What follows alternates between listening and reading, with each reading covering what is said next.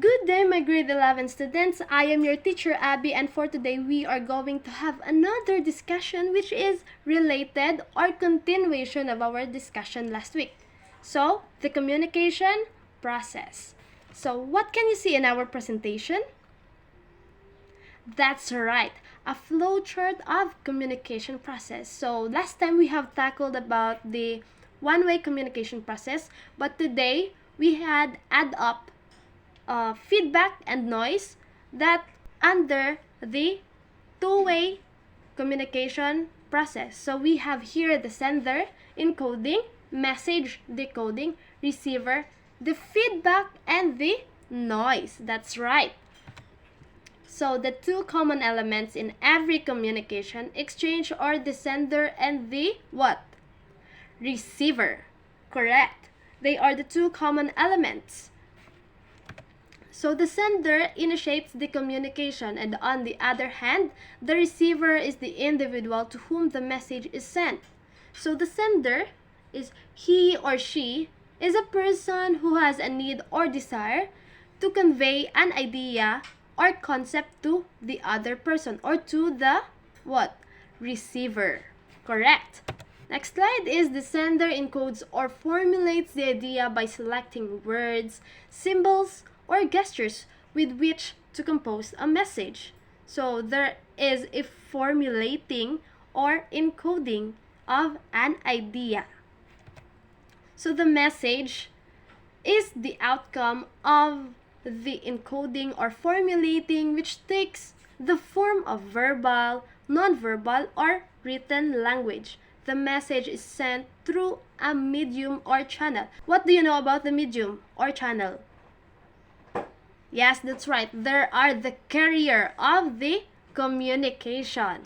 So the medium can be a face-to-face conversation, telephone call, email, or written report. So who can give another example of a channel or a medium?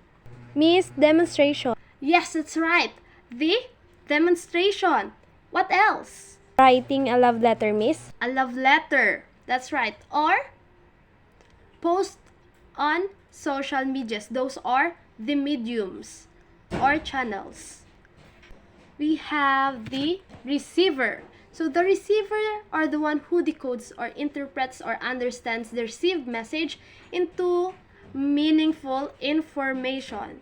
So they are the one who analyze what kind of message is being sent.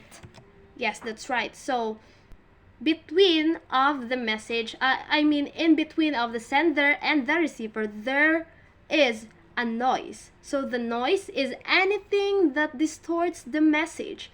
So different perceptions of the message, language barriers, interruptions, emotions, and attitudes are example of noise. So there are the example of noise, and it varies on how it can be interpreted by the receiver, or how the receiver conveyed the message that was sent by the sender. So next we have the feedback. So feedback occurs when the receiver responds to the sender's message and returns through the message to the sender. So it allows the sender to determine whether the message has been received and understood. So there could not be a feedback if there is no medium or channel. Am I right? Since we are tackling about the two-way process. So the difference between the one-way process and the two-way process is that the receiver in one-way process cannot give feedback, while on the other hand, in the two-way process of communication, there is a feedback. So this is the communication process. So any clarification, students? None? Do you get what we have discussed? If yes, say clear. Clear, Miss.